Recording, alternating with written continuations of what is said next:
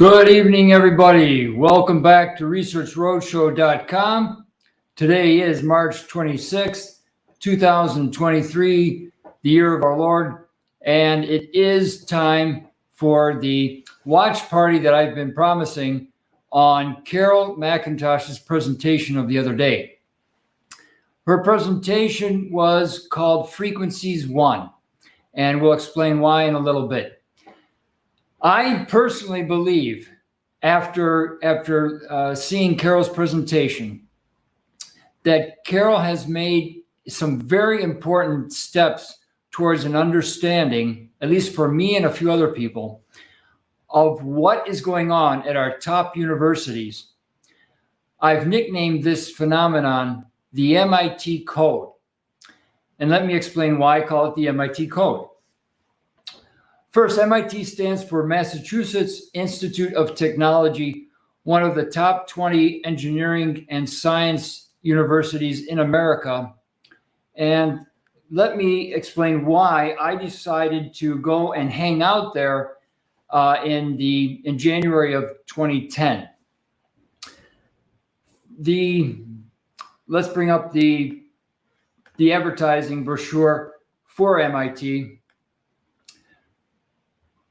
So you see that, like in any large university, MIT has a wide variety of classrooms, laboratories, centers of excellence, and joint ventures with industry powerhouses like Ford, General Motors, General Electric, Siemens, etc. Now, a lot of the kids that attend MIT have a tremendous desire to make the world a better place. They see all of the social ills that each one of us sees every day, especially if you go to some of the more difficult or strife-ridden areas of the inner cities in America. Any one of us can point out how such a social ill can be remedied. Everybody's an expert when it comes to things like drugs on the street. Everyone thinks that they have the answer. They have the answer. Young people, when they attend a top 20 university, they also believe that, with my education, I'm going to make the world a better place, or at least different. Maybe not better, but I'm going to have an impact on the world. I'm going to make my mark, right? The difficult part for me it started in 1999. The reason I went down the rabbit hole, started going down a series of rabbit holes, started in 1999 when I figured out that there was something very wrong with the economic growth pictures that were being laid out by Italian economists.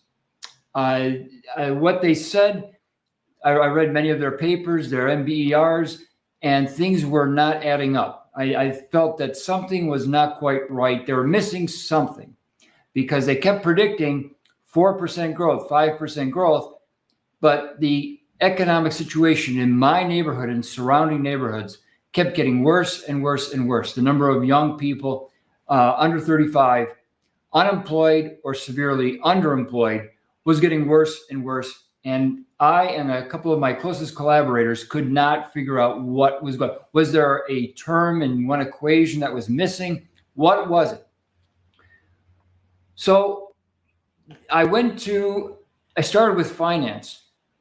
And I started looking at real options theory, and then I came across this interesting fact that the Black-Scholes-Merton theory, on which much of finance is based, I find it to be flawed, and I think that I'm personally kind of proud of the work I did on Black-Scholes-Merton. What is that? It's one of the most popular tools in modern finance. Let me bring it up real quick. Okay, it was developed in 1973 by 3 professors, I think of which 2 were MIT, Merton and Scholes.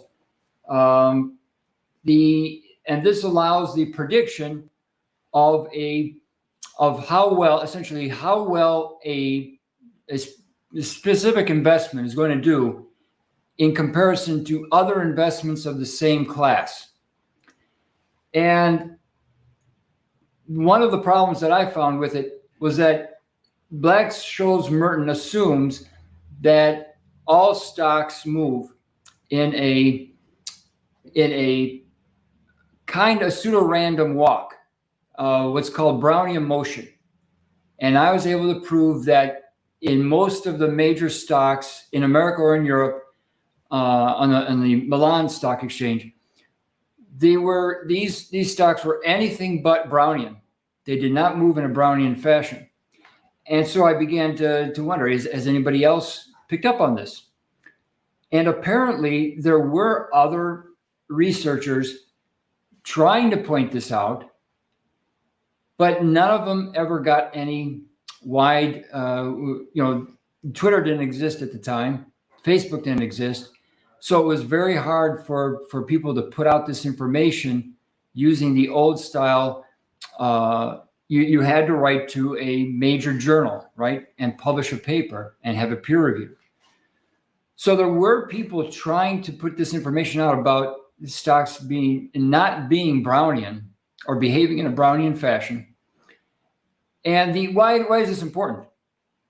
Because the assumption was, up to that point, that someone who is getting rich in the stock market was doing very well because he had studied the precepts of finance and he knew Black-Scholes-Merton and its ins and its outs and how to tweak it in order to make better judgment. Well, I found out later, around 2012, that it has more to do, doing well in the stock market has much more to do with black swan events, that is foreknowledge of black swan events, than it does with Black-Scholes-Merton.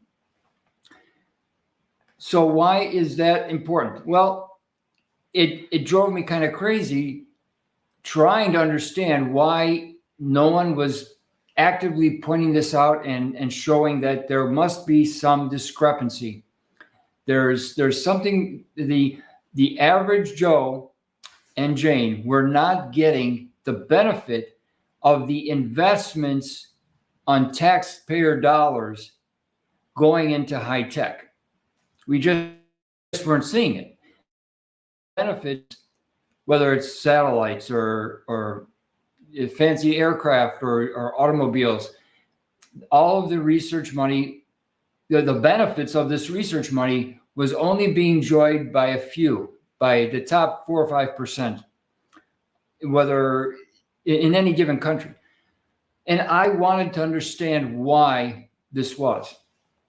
So finally in 2010, I made my first trip to MIT, but when I got there, I found out that, let me pause and open up a parentheses. In the meantime, I had also discovered that there was students in aerospace, students in automotive, students in electrical engineering, were being told things that were absolutely not true and provably not true. Not at the 2 + 2 = 5 level, but not too far from it. And I really wanted to understand why the students were being misled, if not actively and premeditatively lied to. Why was false information being spread? So finally, in January of 2010, I got to MIT under the auspices of raising venture capital for some of our starving students. And I could feel that there was something not quite right. It was almost, like if your birthday is coming up, you're at a dinner party and everybody's acting kind of strange towards you because they all know that 3 days from now, there's a birthday party for you, but they're not supposed to tell you, right? But you get this feeling that that everyone in the room is in on it, and you're the only one that doesn't know, it hasn't been read into the program, right? That's kind of the sensation that I got while I was there during the winter of 2009, 2010. There seemed to be, I couldn't put my finger on it, but I knew that there was something going on and that I had not been read into the program. I just didn't get it. And some of my earliest conversations, the assistant professor or the postdoc would say, John, you just don't get it. All right, so why is this? How does this relate to Carol's presentation of the other day? Because there is most of the above ground research being done at MIT has to do with the 3D billiard ball world that we all live in. And these things are great if you're driving a car and you have to come to a stop in order to avoid an obstacle. Those 3D mechanics are very useful. Okay, that's why the freshman entering into engineering school, he or she immediately starts to learn about and to apply things that he or she has already learned, such as moving in a car and coming to a stop and feeling the suspension of the car. It helps to have some real world experience to apply these mathematical concepts to that are being thrown at you left and right. Now, it's interesting that I brought up the analogy of a car suspension system, because systems like that vibrate. And MIT, for over 150 years, has been all about studying systems that oscillate or vibrate or resonate. So in 2010, I'm trying to raise a little bit of capital for some of these medium to high risk ventures. And I see that certain experiments are being performed, but there's very little documentation on them. I see evidence. Like you go to the print shop to pick your printout, and you see half a page of something that of test notes, and you don't know why. What possible field? That was the thing. What possible field could these equations be applied to? Because I have, after translating or proofreading many documents from Italian into English, I have a kind of feel for what each set of equations, which domain each set of equations might apply to. And here I was seeing evidence of experiments to which I couldn't fathom any real world domain of application. So that was part of this MIT code. It's kind of like a code of silence on the one hand, the MIT code of silence, you might think of it. I kept seeing these, hints that there was some kind of experiment or series of experiments being performed that I couldn't see any real world application for. And we'll start the watch party in just a minute. I'm trying to lead up to why Carol's presentation is so important. Open parentheses. About a year ago, Tyrone and I were in the Neighborhood News studio, and Tyrone decided he told me about this song he had just written called "They're Coming for Your Jeans."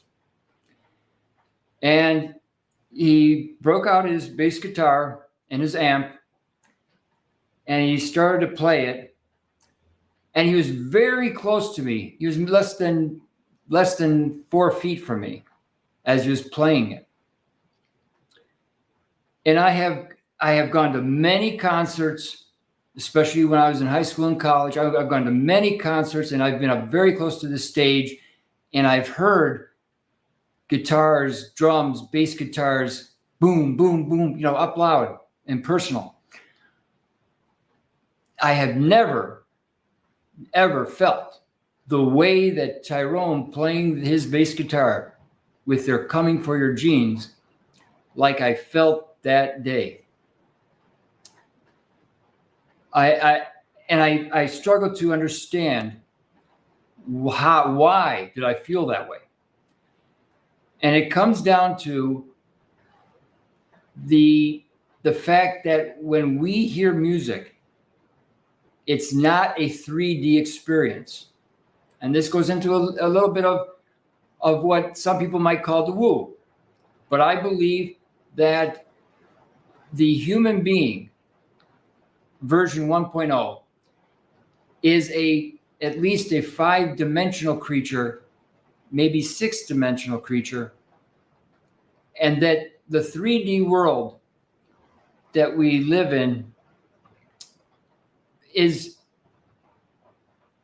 an experience on one level. When Tyrone was playing that guitar and putting everything into it, because he feels very strongly about the words in that song and their meaning. Tyrone was playing with all 5 dimensions of his being. And I was listening, I was receiving with all 5 dimensions of my being.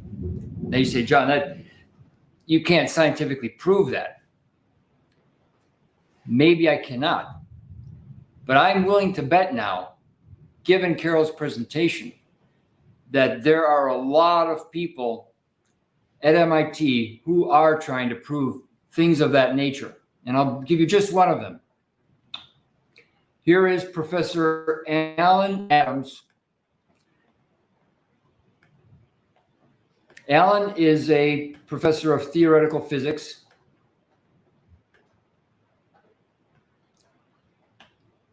And you can see there that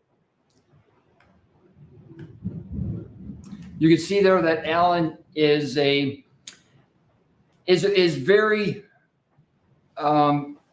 besides being photogenic, he loves to present to young, enthusiastic minds the results of his research. And I think he has a couple of TED Talks out there. But in one of my conversations with Alan, he's a glider pilot. And so we got to talking about a glider competition, a certain type of maneuver that you could make during a sailplane competition. And a little later, we were talking about the theoretical physics domain, which totally went over my head like a C-130. But he drew an analogy between the theoretical work he was doing and the launch of a small strip of mylar from a glider. And that analogy told me that they were really determined to understand how many dimensions the universe consists of, what a he was working on the gravity wave machine. I think that just detected their first wave maybe 3 years ago. The whole reason for the gravity wave experiment was to prove the way that an experiment done in 3D can actually propagate through all 11 dimensions, if there are 11.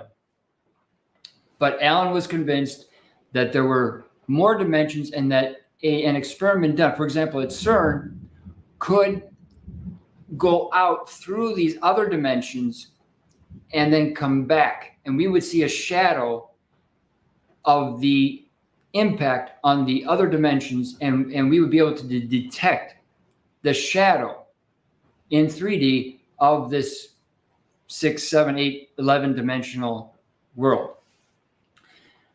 Why is that important?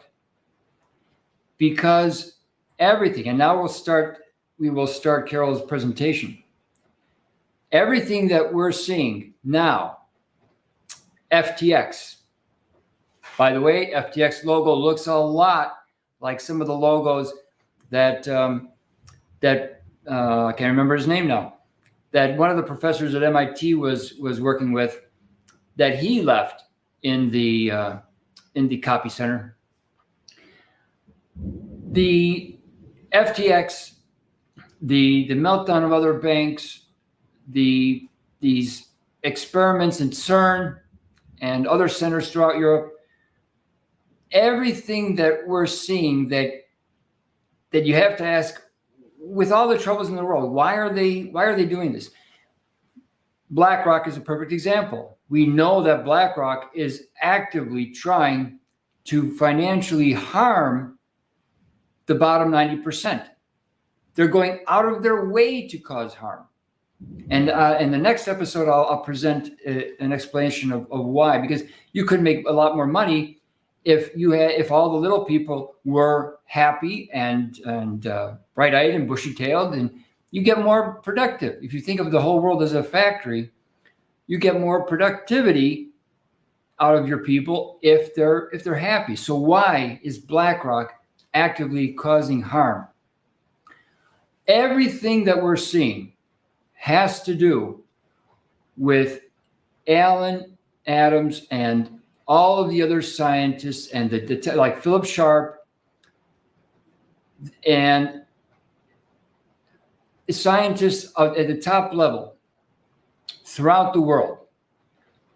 They're all trying for this same understanding of how human beings work, not just in one dimension, in 3 dimensions, but in the other dimensions as well. For a good example is ESP. We talked about this during the Zoom call the other night.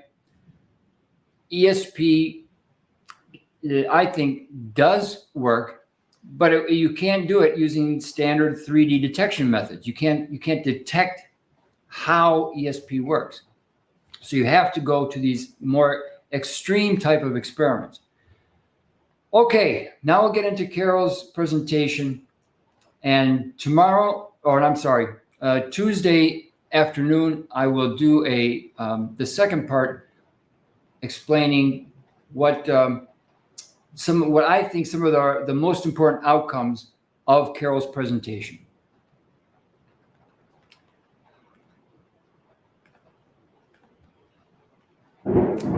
For those of you who haven't seen Carol's presentation yet, please write to me. I will get you a copy of her PowerPoint. And let's start it rolling.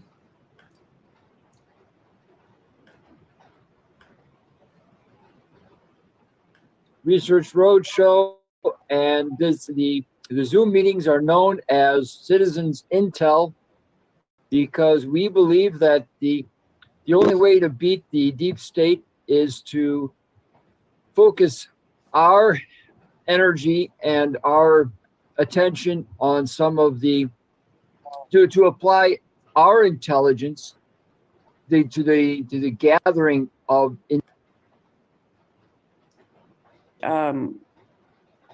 detailed more of how he came to understand all this stuff, and particularly his very first book, written in 1975, which was all on insect behavior and antennas and frequencies, and what frequencies, how insects could send each other messages at a distance, how they got information from a distance by using infrared and far infrared frequencies. And so there's a whole lot to go into about that. That's just so interesting. But let's start a little bit with Michael and Philip. This was a picture that was in one of his books, because his history is he was a radar operator in Northern Ireland in World War II. And he learned a lot from being a radar operator. And also he got really interested in insects when he was in Ireland. So he was a young man. He was like 20 years old or so, stationed in Northern Ireland, bringing in the ships and the airplanes that were going to be bombing the submarines, and sort of coordinating all that. So he used these really long frequencies, like 150-mile distance wave, what he called a wave guide, to guide them into Ireland so they wouldn't crash into the ocean or whatever. And at the same time, he was noticing these moths, because they didn't really have a lot of electricity in Ireland. So where he was up at night, bringing in the planes and the ships, there was just, very little light, and these great big moths would come and commit suicide. And that became something that just fascinated him. What would cause that kind of behavior? And so he learned a lot from that. But here we have this picture of the Callahan cousins. And when I zoom into Michael, I mean, just look at that face and this face. It's really easy to imagine that they are related.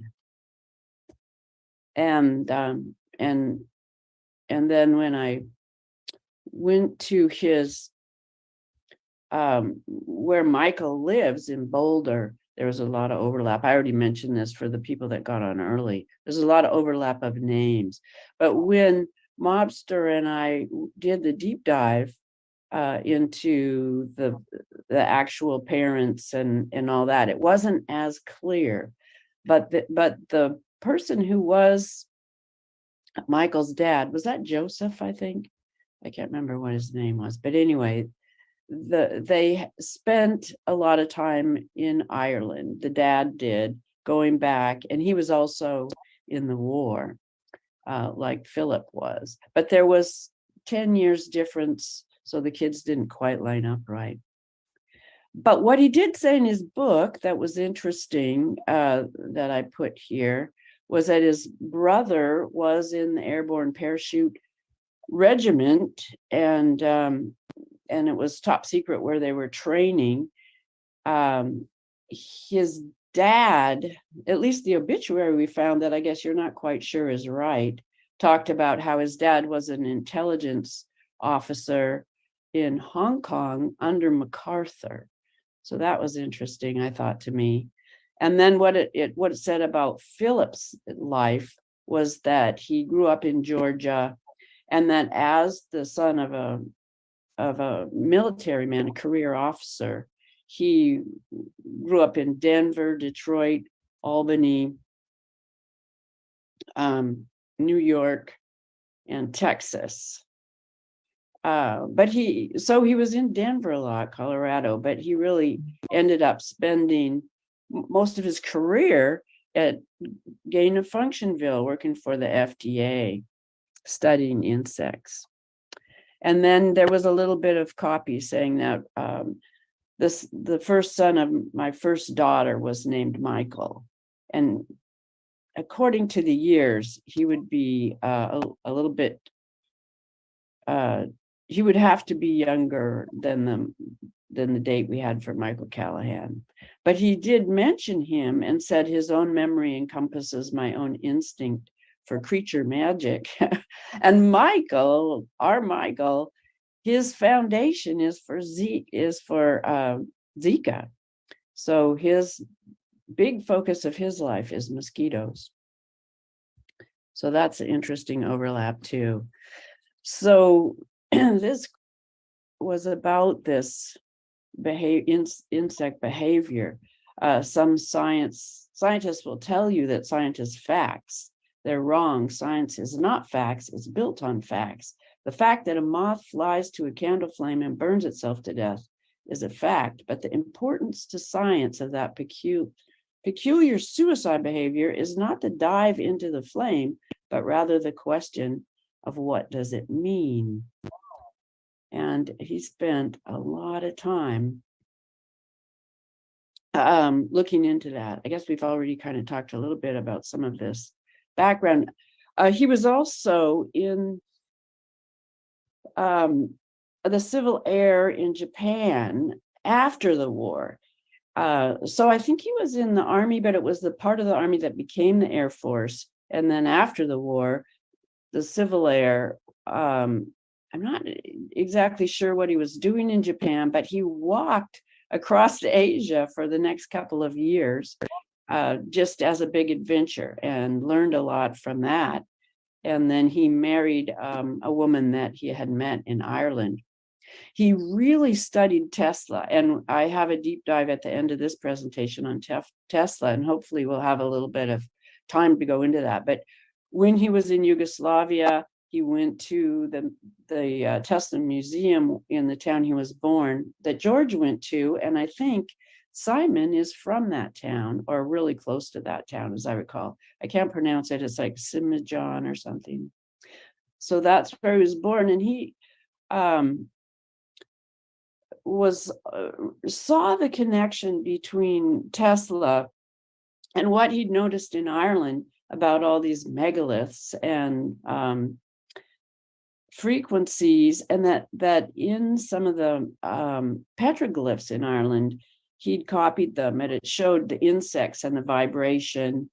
And what he studied in sort of the ancient stone buildings that were younger than megaliths, they were towers, but he studied this whole thing called paramagnetism, and that's what I learned about, that if you have there's paramagnetic forces and diamagnetic forces, and you have to have both of them in the soil. It's like the yin and the yang, the male and the female energy, which is in this really IR frequencies, but it's the magnetic part of it.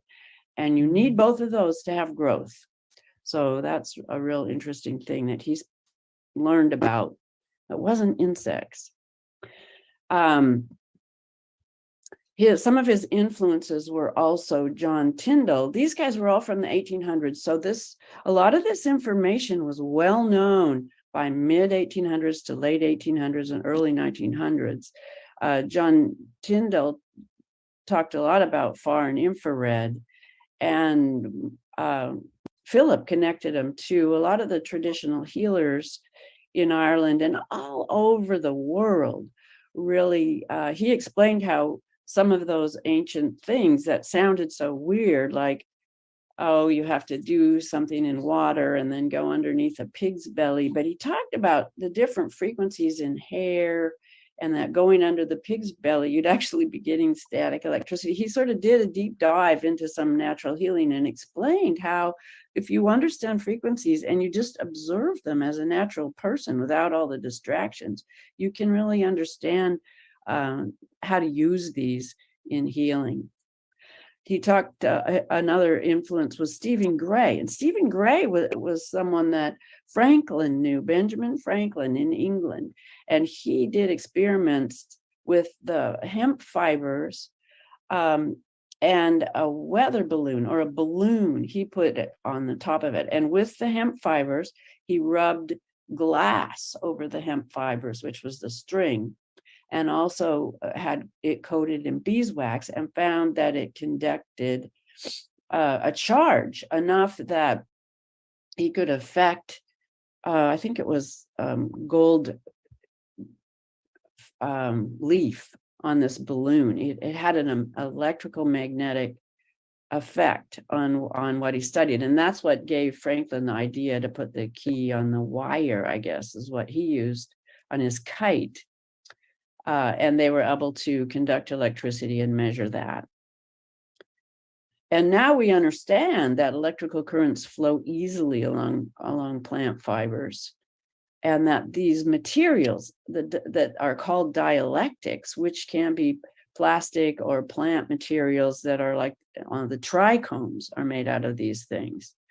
And that it's the radiation that spins around the plant loop antenna, and that gets amplified. So it focuses the IR. It can either focus it by spreading it or by condensing it.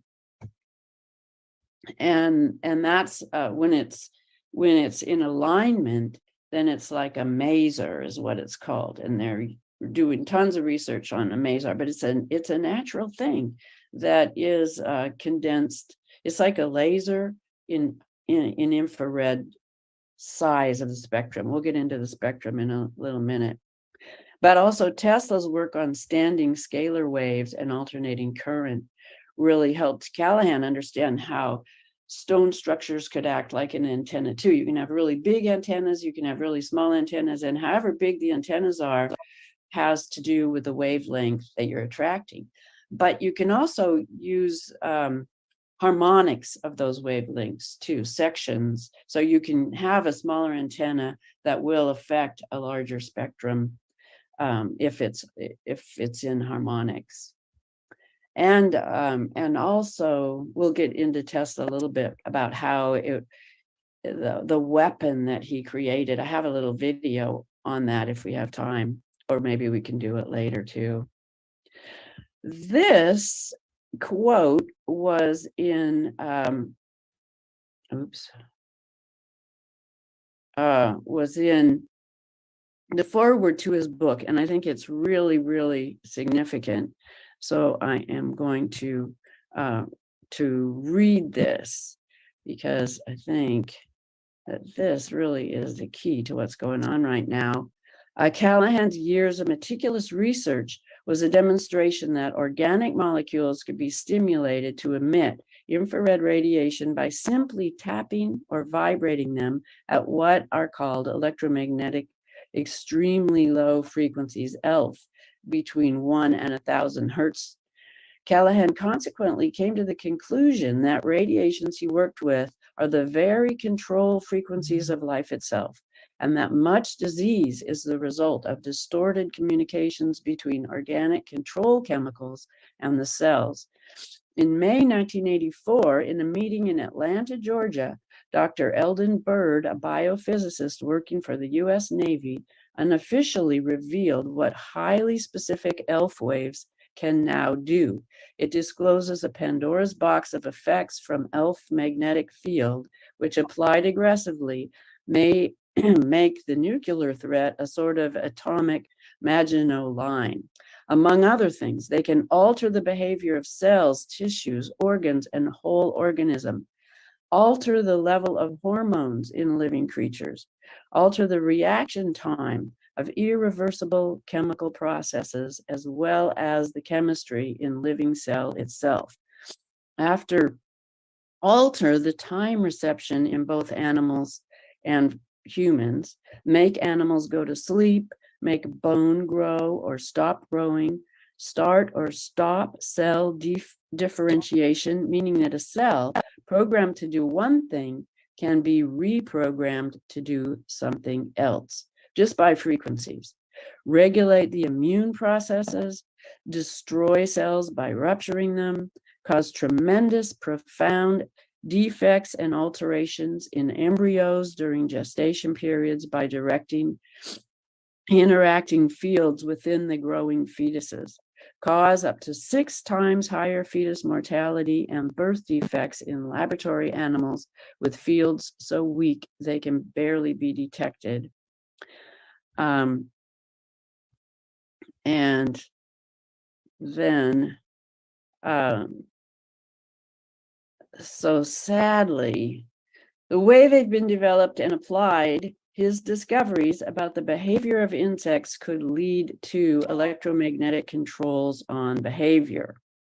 So this guy was one of the co-authors of The Secret Life of Plants. And I've never read that book, but I really want to now because it's really all about this scientist from the 1800s, Dr. Bose from India. And I want to figure out if he's related to our Dr. Bose, because our Dr. Bose knows a lot of stuff too.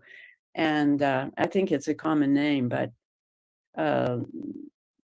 There's so much that we just don't learn in school about all this stuff. So what Philip Callahan said about it is that most modern infrared research is done by the US Department of Defense and involves systems designed to spy on the Earth. These systems are developed for spying and are not available to researchers in agriculture and medicine. Not only are they not available, this stuff is just not taught in, I mean, we could have been learning this in middle school. Imagine what our science and our doctors would understand. We're just missing this information. This is from Philip Callahan's book, and then I have some other stuff too on the electromagnetic spectrum.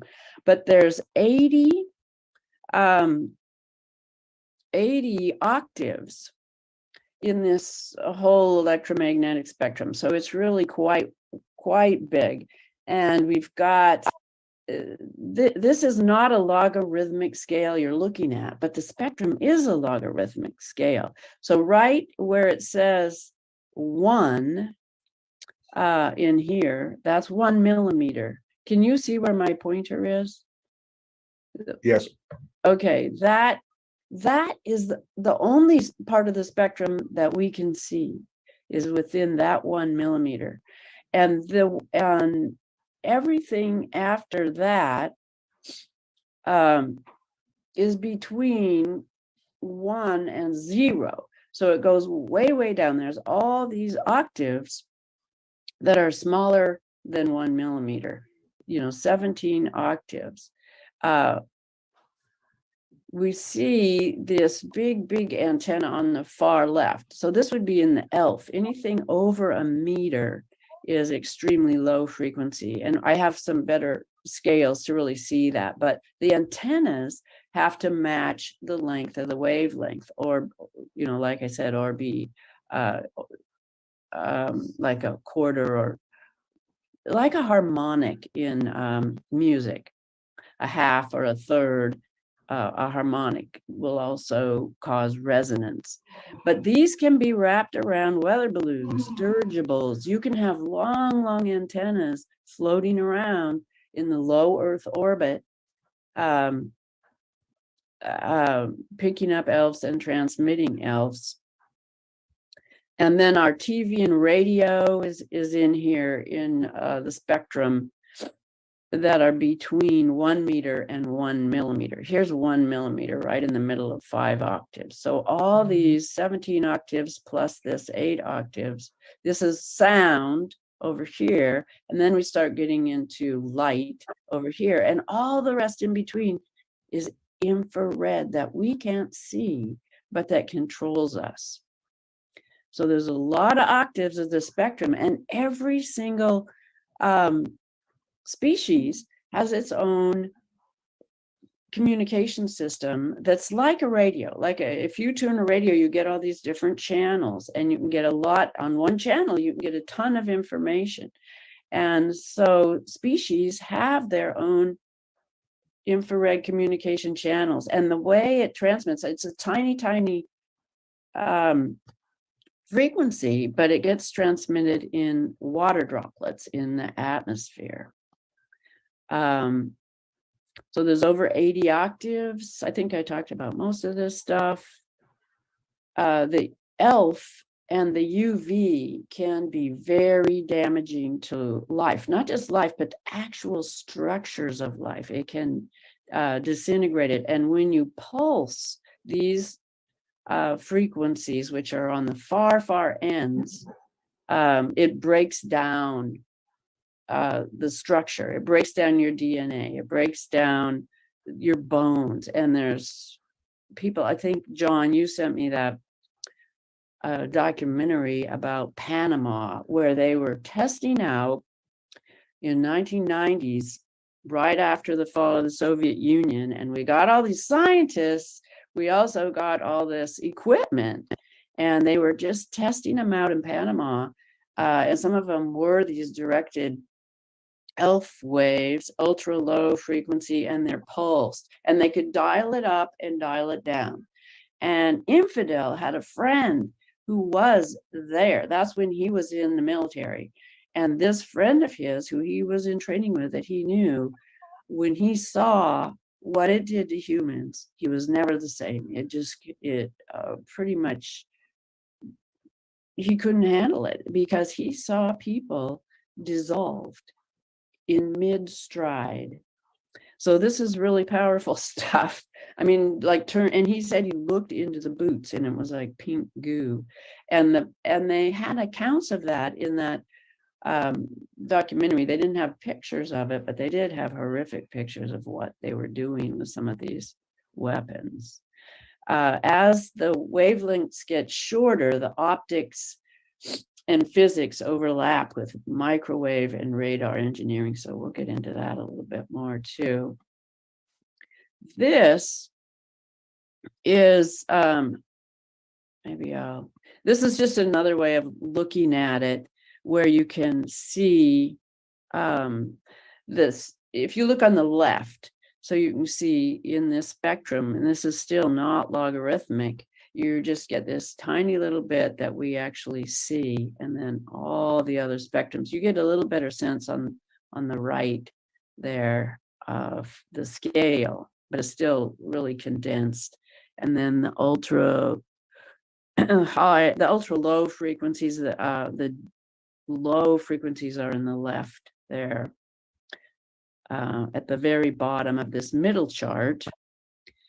So I like these charts because you can kind of, sometimes people talk of them in terms of hertz, sometimes they talk about it in terms of scale, millimeters, and then the electronic language. So there's these different languages to talk about the scales and the frequencies that we don't always get overlapped to us. Maybe I'm showing you the wrong picture. I don't think I showed you what I was talking about. I'm sorry. I've got two of them going here. So this is what I'm talking about. The scale on the left and this translation, wavelength, frequency, and then the energy per photon. So if you just want to kind of take a look at that, it just gives you a nice diagram of all the possibilities. And what we have right in the middle here where my picture is, that's 1 meter right there. So that's very high frequency. And then when we get to 1 millimeter, we're getting right before the far infrared, all the infrareds and the ultraviolet. So this is everything below 1 millimeter going down to 0, which are gamma rays up here. They're really, really tiny. But it just kind of gives you an idea that they're all over the place. They're the frequencies of life. And they all these frequencies come from the earth and the stars and the sun. And some actually get reflected from the moon. So in terms of our living environment, the radiation that's natural to our bodies is this huge sea of visible and infrared radiation, which we begin and live our lives. It surrounds us day and night. And what Callahan found out was, the animals and the insects, particularly that are tuned into the night frequencies, have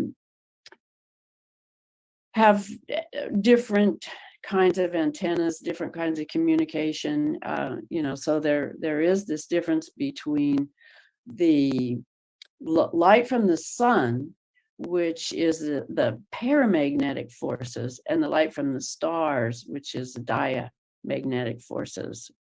There's a little bit of difference in quality and how it affects stuff.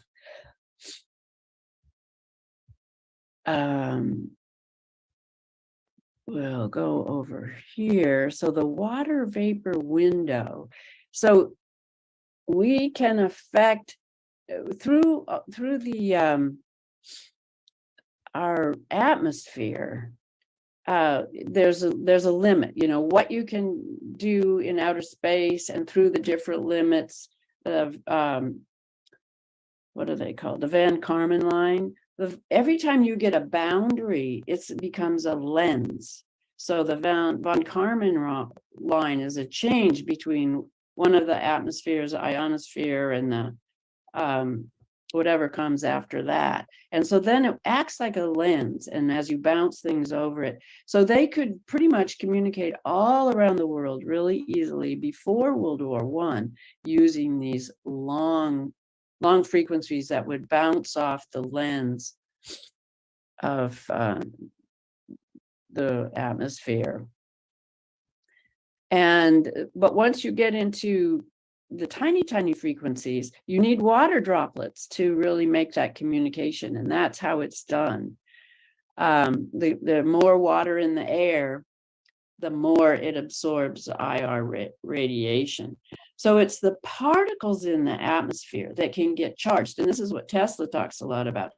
When you have a particle that's floating or in a body, any particle that absorbs what we call heat or sunlight or any kind of radiation, it becomes charged. And then once it becomes charged, it can go into these phases, like everything can line up, or it can get the harmonics, and then things start happening. That's what low energy radiation, LENR, nuclear radiation, low energy nuclear radiation happens. It's like a little implosion that can actually create particles as well. So that's, I've done other presentations on that, but that's how it's just, you take a particle, and as you add frequencies to it, then it can get excited and things can start to happen. The Schumann waves are the waves, are these low frequency waves, and they're the ones that are radiant out in the earth. They happen with volcanoes. It's the communication method of that happens under the earth. So it's these low waves. They're generated in the sky between the ionosphere and the ground. And the charges that charges up the earth are from lightning strikes. They occur in the 8 to 30 hertz region, which is the exact same frequency of brain waves. So I think these low energy waves affect our brains, and it's also within the range of our hearts. So our body, not only on the smallest scale, responds to these tiny waves, but we also, with our organs, respond to the bigger waves. So they're like little photonic oscillators, and that our whole body is a liquid crystal. So we work like a radio. We are an antenna, and we use these ELF waves, and we use the infrared for everything. So we're all, any living being is like a sponge, a bowl of jelly. And when the atmosphere shakes, then we shake at that same frequencies. And that's how we can be controlled too. And we do it naturally. That's the thing that's so terrible, is that we use this, and if we understood how it worked, we wouldn't get the wool pulled over our eyes by, all of these antennas all over the place that are hurting us. What Philip Callahan studied was insects, and this is just a few examples of how insects incorporate all these little antennas into their biology. And the convex ones, like this is an array configuration here, and we know that arrays, like they're a whole series of little antennas, and they can wiggle, they can move in and out. An array, a phased array, means that you can tune things finely. So these are just, here's the loop. The loop goes around the bug, and these are directional antennas. These are other kinds of antennas: pyramidal, corrugated, helical, sensilla on a wasp. These are, it's a real close-up of it, so it can resonate to more than one frequency and pick up more than one frequency. And remember how, was it Kryloga and Bogusheva, all those guys, they're antenna scientists. They're That I did not know. Yeah, that I remember George telling us about that their degrees were in antenna science. Okay, and these are plant trichomes, and they do the same thing, so we can, the plants can communicate to the insects, can communicate to us on this level that we aren't understanding really. It's not just through our eyes or our smell.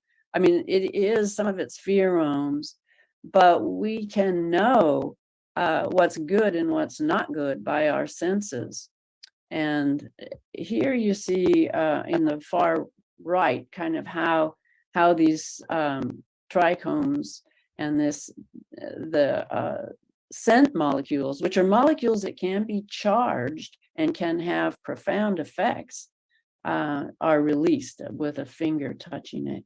It's a close-up of that. So if you touch a plant and you get a smell, that's what that is. Okay, here's some of our antennas. Inside our bones, there are all these cavities filled with liquid inside our brain. So it's the material science of antennas we sort of think of them as metal, but really they're plastics and can be either artificial or organic. And you can have a charge on one side and a different charge on the other, and it's real stable. And that's how all our solid state electronics are made, by these materials that can have solid charges. So it's not like a battery that runs down, but it's just a laminate.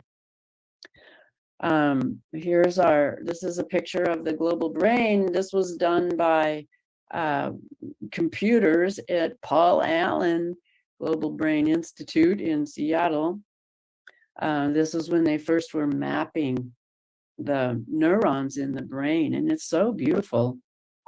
I don't know if those are, if the colors have anything to do with anything but just differentiating what they are, but neurons communicate by light, and they communicate by light that's going faster than the speed of light because there's no resistance. And it's like you see down here in the far right picture, there's no resistance.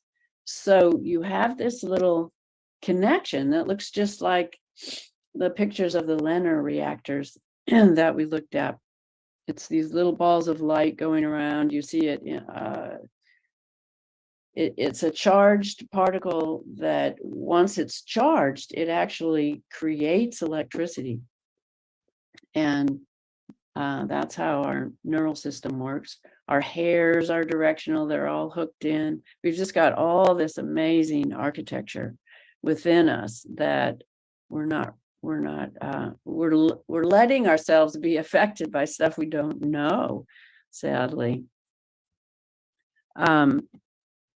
This is really a little bit about the dialectic nature. What dialectic is, it's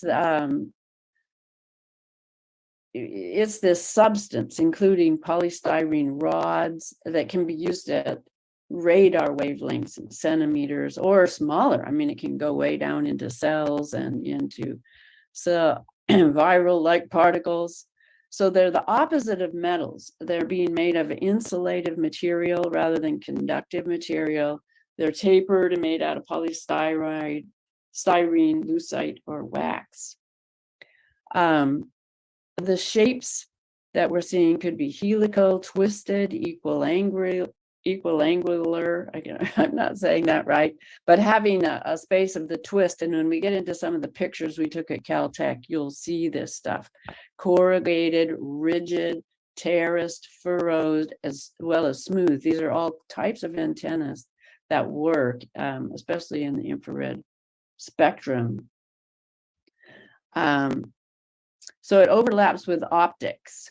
once you get into, especially this quantum level, but below the visual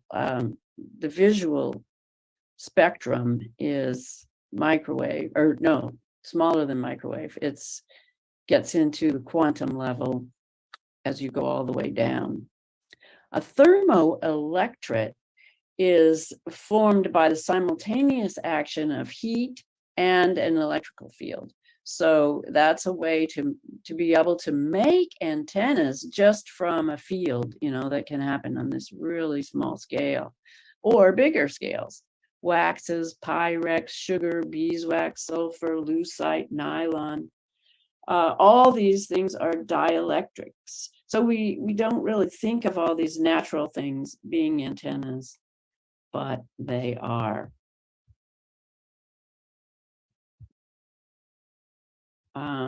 Here are some of the pictures that we found, and I can zoom into this.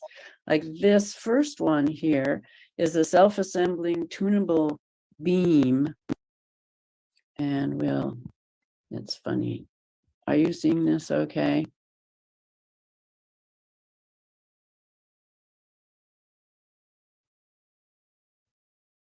So you can kind of see these tiny, tiny scales.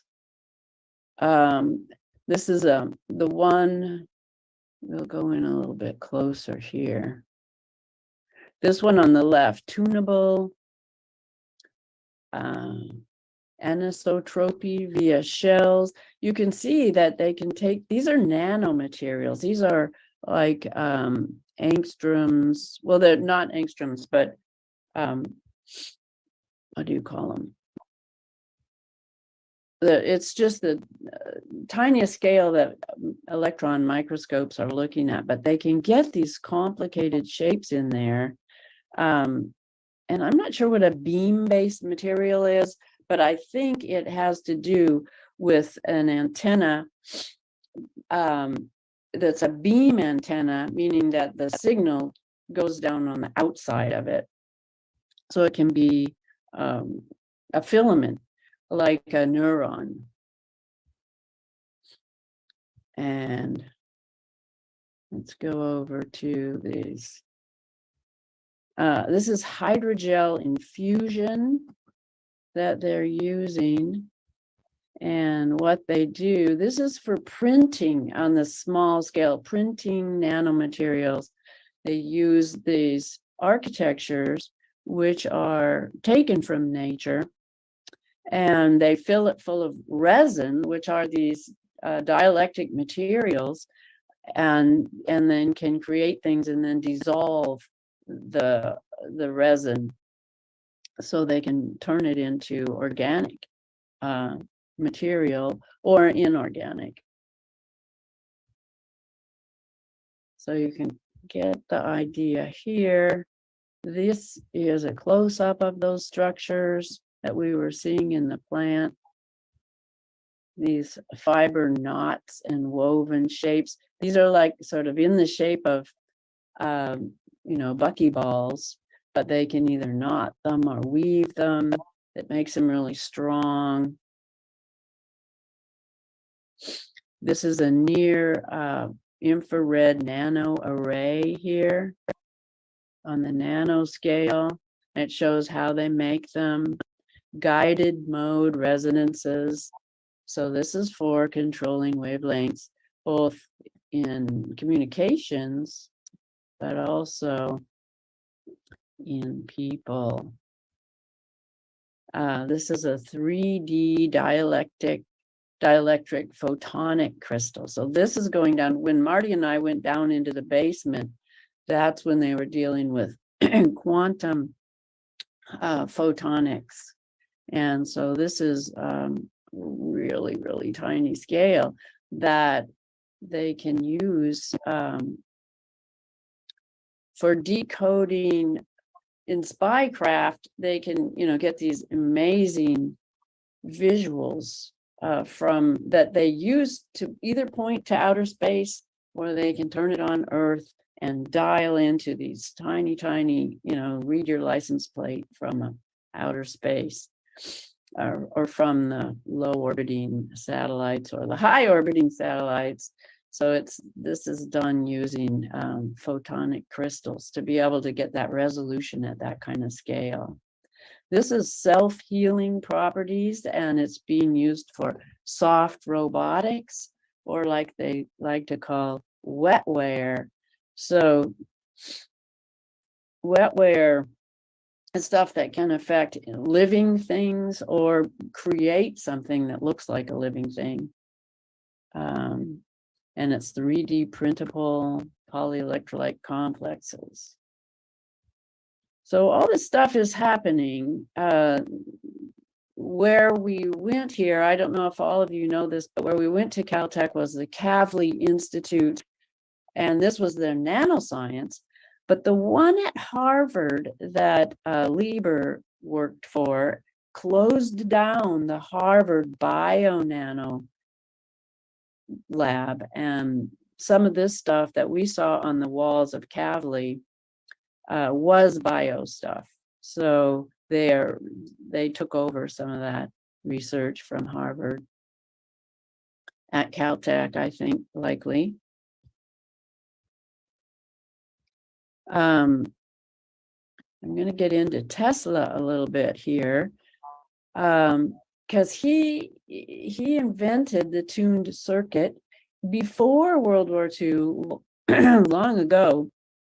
And it was a resonating circuit, which we just kind of saw on tiny scales in those other pictures. But he figured out how to tune waves from a meter to over a mile in length. And some of them now go over 200 miles in length. His influences go way back to the 1800s. William, I don't know how to say it, probably Gilbert, was writing in the 1600s. In the 1800s, Count Volta had discovered a battery and electrical conduction in metals.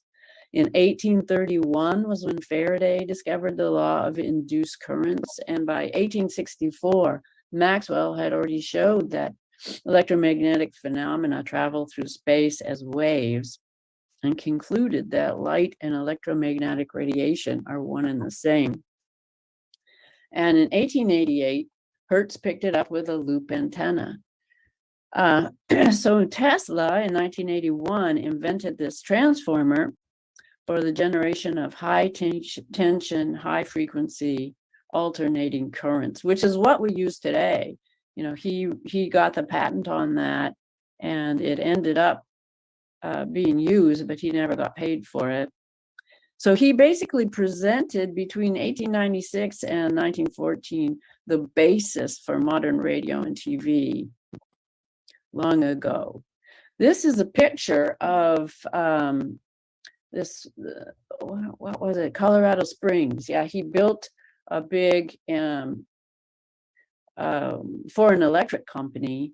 I think this burned down.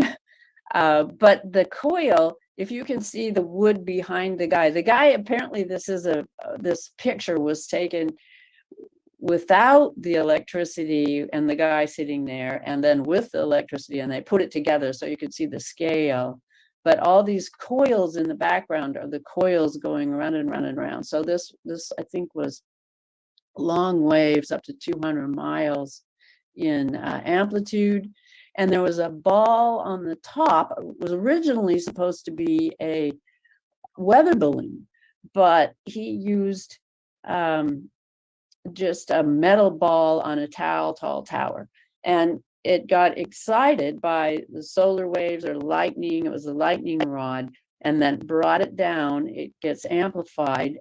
And I don't understand really how it's transmitted through the air and why that's a good idea. But we have tons of radiation going through the air all the time.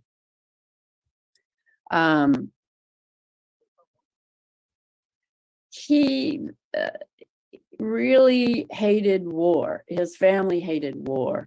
And in 1934, the New York Times had a story that said Tesla at 78 bears the new death beam, and it reported on the new invention that will send concentrated beams of particles through the free air at such tremendous energy they'll bring down a fleet of 10,000 enemy airplanes at a distance of 250 miles. He stated that the death beam would make war impossible by offering every country this invisible Chinese wall. By 1937, it was clear that war would break out in Europe, and he was frustrated in his attempts to generate interest by financing for his peace beam.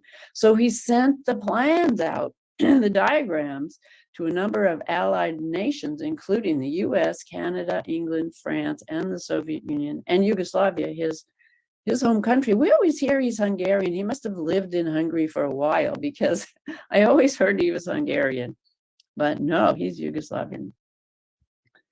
And the name of these plans were the New Art of Projecting Concentrated Non-Dispersive Energy Through Natural Media. And so it was a technical description of a charged particle beam weapon. And that's what I think what we're seeing with the earthquake machines, and also these denial of service is what they're calling them, but it's a pulsed low frequency sound weapon. So he sent them to all these countries, but nobody really said anything of them, but obviously they kept them. But the Soviets built something and sent him a check for $25,000. You can't quite read that.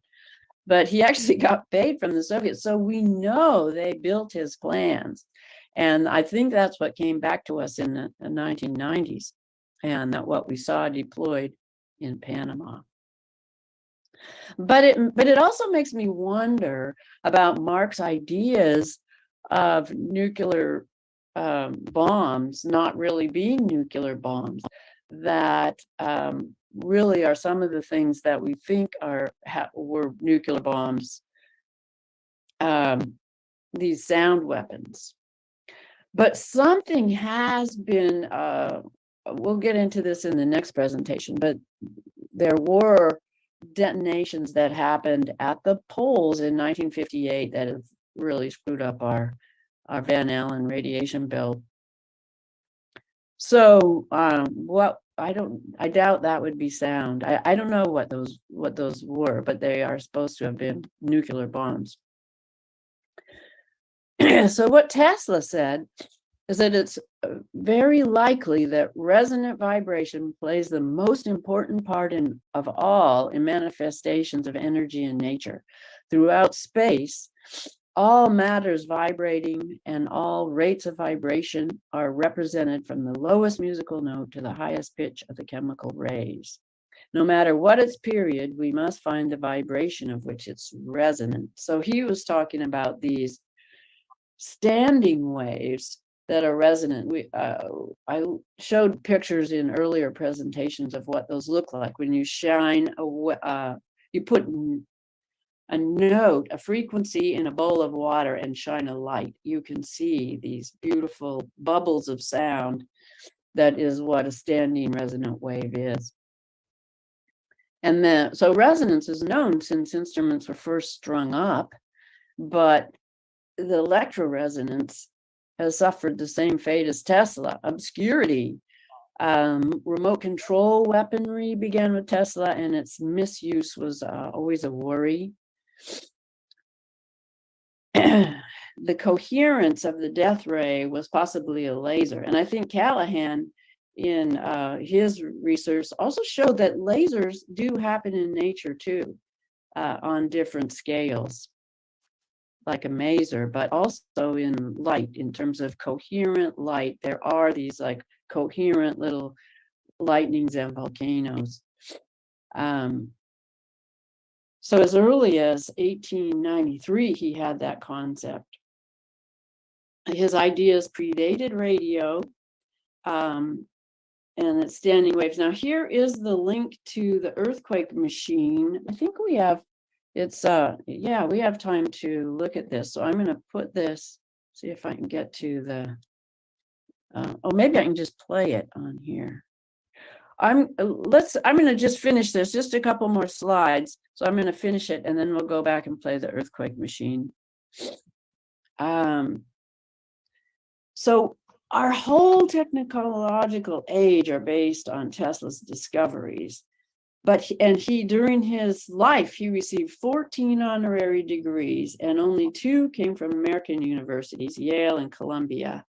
But he's been almost completely eliminated from college textbooks and physics and the history of science.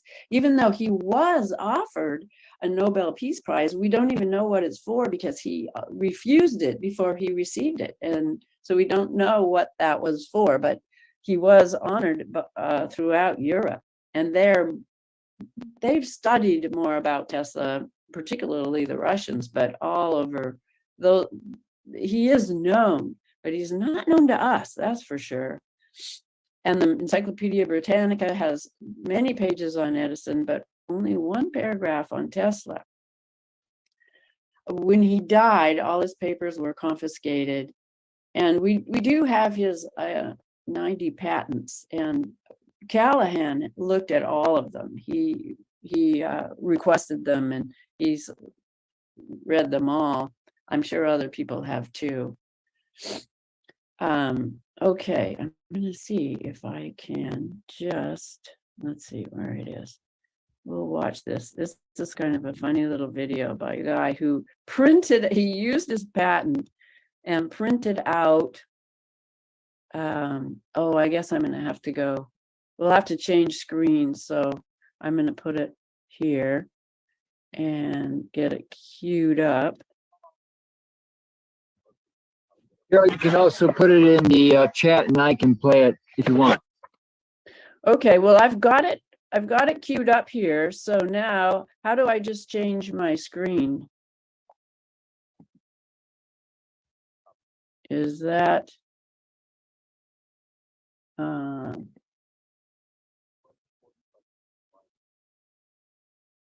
well,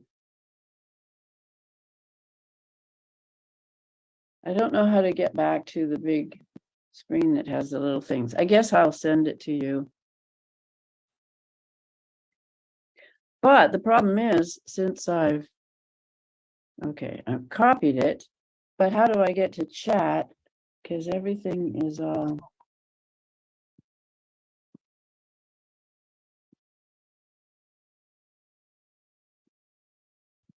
Oh, there's chat. No, I can't get to chat when I'm, oh, here we go. There it is. Now I can.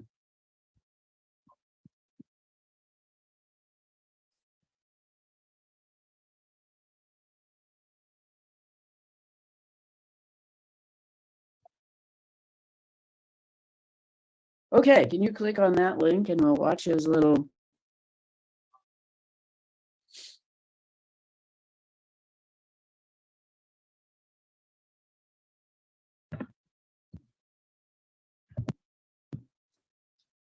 All right. Here we go.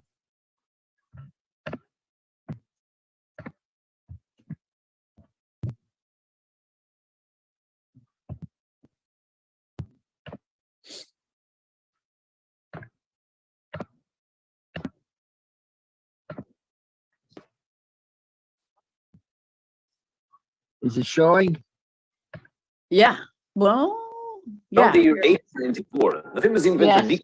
was Maybe testing I didn't show the sound. Yeah, somewhere we in the can hear it, but it's sort of choppy. Everything was going according to plan until Tesla noticed something weird. Things around his workshop were vibrating. What started as a vibration in a glass of water quickly escalated into furniture dancing around and culminated on the entire building shaking like spaghetti. Things started to get serious. In a desperate act, Tesla solved the problem by breaking the main valve with a sledgehammer. The tragedy was averted, but Tesla would very soon hear the sirens from police cars and ambulances, because apparently it wasn't just Tesla's building that was shaking. In reality, the entire neighborhood felt the result of his experiment. This was the story that a 79-year-old Nikola Tesla told at the press meeting during his birthday party. And if though it's almost impossible to confirm if the story is true or not, the device is real. The apparatus that Tesla was testing in that day, and is now known as the earthquake machine, was actually not created for that purpose, even if he said several times that it was able to destroy the Empire State Building. In reality, the device is a patented invention designed to produce electrical power, a mechanical oscillator that uses steam or other pressure fluids to vibrate at high frequency. By coupling the oscillator to magnets and placing it inside a conductive coil, it's possible to generate a high-frequency alternating current, a kind of current that, as you might know, Tesla was trying to introduce at the time. The device works in a fairly simple way. Well, this is a different one. Sorry. In a basic setup, the device is constituted by three main parts: the main piston, the spring piston, and the generator that converts the oscillating motion into electricity. The steam enters the device through two central inlets placed on the main cylinder. Once the steam reaches the piston, it will go through interior paths that guide it to the extremity of the cylinder. This increases the pressure in that chamber, but pushes the piston in the other direction. By moving the piston, it acts as a valve, and the path for the steam changes. The pressure increases on the opposite chamber, which in turn pushes the piston again. This continues in a cycle that creates the reciprocating motion of the oscillator. Right above the main piston is the spring piston. And to understand its purpose, let's first look at a simplified example. Imagine a piston cylinder mechanism in which we have a spring attached on each side of the piston. If we push the piston, it will oscillate like a pendulum. And in an ideal setting, the piston would continue to oscillate with a constant amplitude and period. But in the real world, we have friction. Because of friction, the piston will slowly decelerate and eventually stop. But now imagine this. Each time the piston reaches the extremities of the cylinder, a short burst of pressure gas is released. This counteracts the effects of friction and keeps the piston going with the least amount of steam possible. This is the basic idea behind the spring piston present in a mechanical oscillator. The piston compresses the air present on both chambers as it moves. Because air is a compressible fluid, it acts like a natural spring that reinforces the reciprocating motion. After learning all of this, I was curious to see the mechanical oscillator working. I searched online for a working model, but apart from the ones that Nikola Tesla built, I couldn't really find one. So I decided to try and 3D print a prototype. I started by designing a simple version of the oscillator with one inlet, two exhausts, and no springs. I sent the model to the 3D printers and got a bloody red cylinder and a cheesy yellow piston. After removing the parts from the printer through the medium of crappy stop motion, I started to sand both parts until they fitted perfectly together. Once I was done, I decided that for once I should recycle the waste plastic. After assembling all the components, this was the final result. But as you know from the thumbnail, this wasn't the final result. It doesn't work.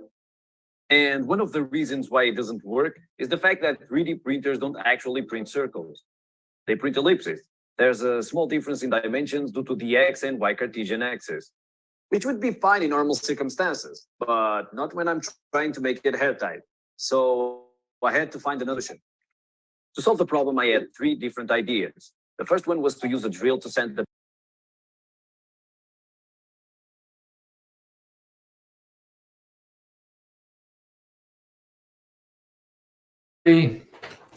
Unfortunately, I think we'll have to stop there for now, and we'll pick it up again Tuesday night. I just want to make one comment about Nikola Tesla's earthquake machine. He gave this idea to a wide number of scientists and engineers at top universities that any system, any natural system, any man-made system can be resonated, no matter how large. Even if it's a mountain range, it can be resonated if you have enough power. Remember, a couple of school kids can oscillate a lamppost to the breaking point. They don't need to be super strong. A tiny application of force at the right frequency will break that light post, even if it's made of steel. All right, again, we'll pick it up Tuesday night around, I'll announce the time by Monday afternoon, and we'll pick it up again sometime Tuesday between 5 and 9 p.m. Thank you again for your support. Please write to me your critiques, your comments, your suggestions for making the show better. And I think this is going to become an important series because this ties in Michael Callahan, Rick Bright, every other scientist working at BARDA and ARPA-H and the future ARPAs. Please spread the word. Let people know about this series that's starting with Carol's presentation. And if you want a copy of her presentation, please write to me. I'll get it over to you. Thanks again, everybody. Keep smiling. It drives the AI crazy.